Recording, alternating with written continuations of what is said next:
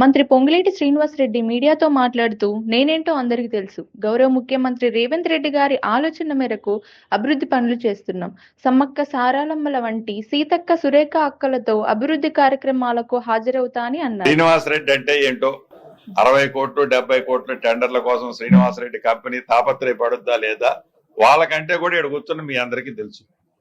So దాని గురించి నేను ఎక్కువ మాట్లాడను. అందుకే నేను కూడా మీరు ఏదో మీరు పేపర్లో రాసినా నేను రెస్పాండ్ కాను కూడా.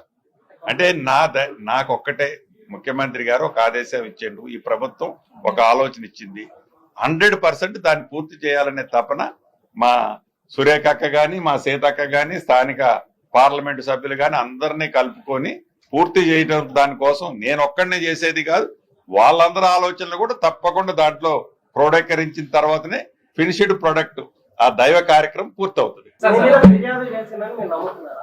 నేను నమ్మట్లేదన్న. నా మీద ఏం ఫిర్యాదు ఎవరు చేసే అంత ఛాన్సే ఉండదు.